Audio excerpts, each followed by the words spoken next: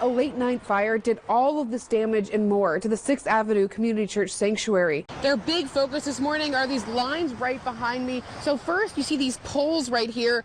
The bottom is really frayed. This whole pole will need to be replaced. We requested all these documents from Huntsville City Schools, and it shows that 360 teachers, support staff left in 2022. They resigned.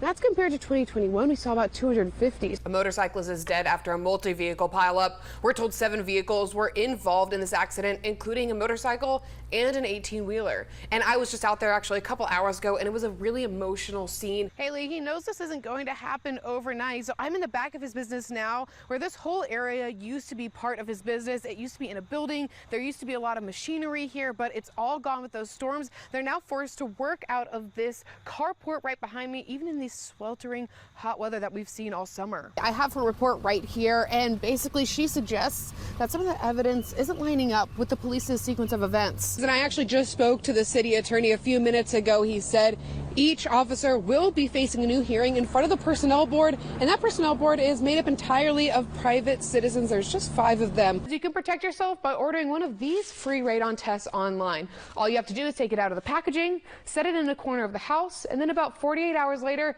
you pick it back up and mail it to the radon lab. You can't see it, but I'm right by Athens High School. What you can see is this sidewalk right in front of it. Now it goes all the way down, but it stops at that big bushy area with a lot of trees. That's Swan Creek.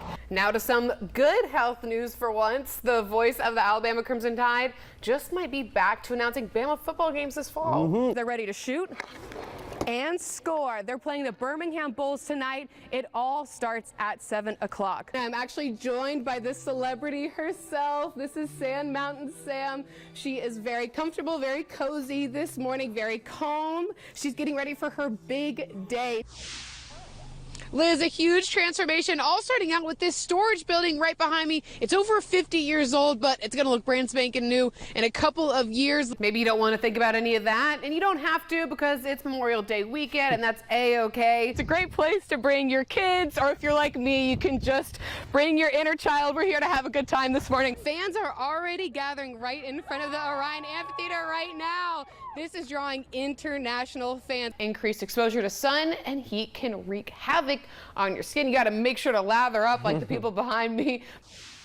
I'm here in a small strip mall in South Huntsville, where tucked away right back here in the corner is the Thirsty Turtle. Again, that is the Poppy and Parliament. Such a cute little place. Grab a drink, sit on the patio. Just a great afternoon, especially in this weather. But you know what they say, better late than never. Liz, it could start any moment now. Cars are lined up down Grant Street here in downtown Decatur to start this large parade. The family has been begging for answers, fighting for justice ever since Banks died in the Guntersville jail right behind me. Turning now to the opioid crisis and Walgreens' role in it. The state of New Mexico just reached a $500 million settlement with the chain. Why did that happen? What happened to him? And why won't you tell us or give us the video if you did nothing wrong? The Banks family knows next to nothing about why or how Travis Banks died. There's a pending lawsuit, but the family's attorneys say they just aren't getting the material they need from police. Travis's sister, Latavia Banks, says requests for videos, documents, or really any type of answer have been ignored. We're at their mercy. It's almost like, we're at their mercy. So there's really only so much we can do. There's so many times we can ask. They only just received Travis's autopsy report. An outside medical expert recently reviewed it. The nurse practitioner found that there were some inconsistencies between the police's story and the evidence from the autopsy. There's something amiss with what's going on and what happened to Mr. Banks, and we just want to get to the bottom of it. Police officers reported that Banks was restrained to a chair off and on because he was having a mental episode and eating paint off the walls.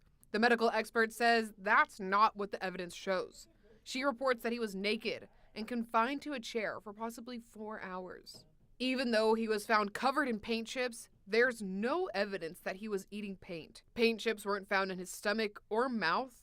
Police also say he went into cardiac arrest and didn't have a pulse for a couple of minutes before an EMT showed up. Meanwhile, the medical expert says a blood test shows he didn't have a pulse for much longer than just a few minutes. He didn't deserve whatever happened to him in those 48 hours in Guntersville Police Department, he deserved to still be here.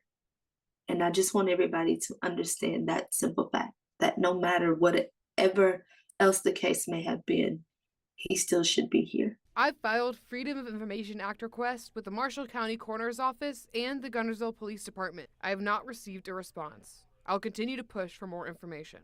Megan Plotka, WAFF 48, on your side. When you call 911, you expect an urgent response. But two Madison County women say they felt abandoned during recent, separate emergencies. I felt alone, really, like our help isn't there. Jennifer White lives in South Huntsville. She found her father-in-law dead in July. She called 911 twice and no one picked up. It's scary.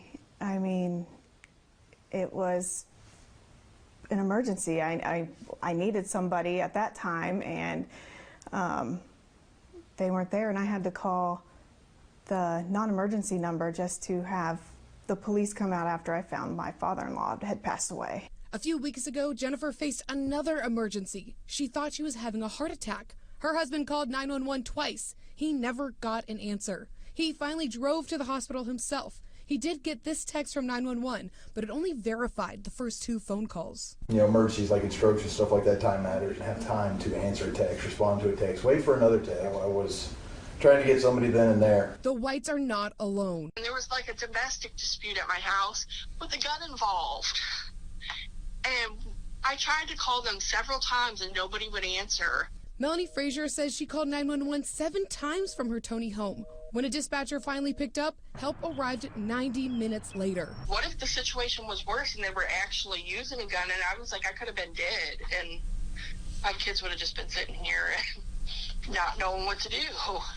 Steve Haraway is a Madison County commissioner and a member of the 911 board of directors. He says the center is short on dispatchers. And you're dealing with people that are in just a terrible situation a lot of times, and so, you know, trying to deal with that back to back to back is tough, and they have to do that, and so it's got to be somebody that can handle that kind of pressure. Haraway says 5 people are in training right now to become dispatchers, but more are needed to guarantee that when you need help, someone answers the call. Megan Plotka reporting, WAFF 48, on your side. From Melitopol to Madison, the minute Victoria heard the sound of alarms in her hometown, she knew she had to leave.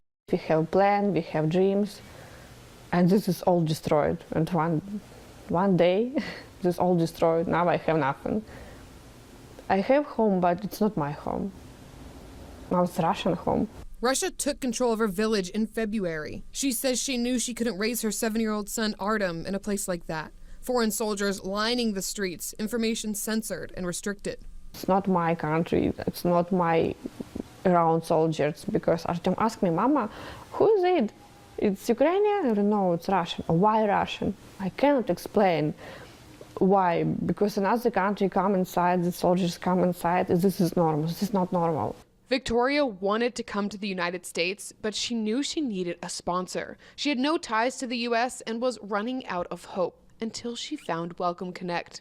This program matches Ukrainians seeking refuge to Americans who want to help. Victoria quickly matched to the Wheelers in Madison. Kelly and Corey Wheeler just wanted to do something to help someone fleeing from their home. They expected nothing in return, but got it anyway. Corey and I love just experiencing new culture and traveling, but when you have 3 young children, that's really hard. And so learning about the Ukrainian culture is really great. Immersing, the children together is great. Artem is attending Mill Creek Elementary, while his mom works to get her green card and tries to find a place of their own for 3. Victoria is expecting her 2nd child this February, and she couldn't be more excited. It's like I feel at first or 2nd month, like, baby speak with me, like, Mom, don't worry, all will be good. All will be good, with the love and support of a Madison family who opened their home and their heart to another family in need.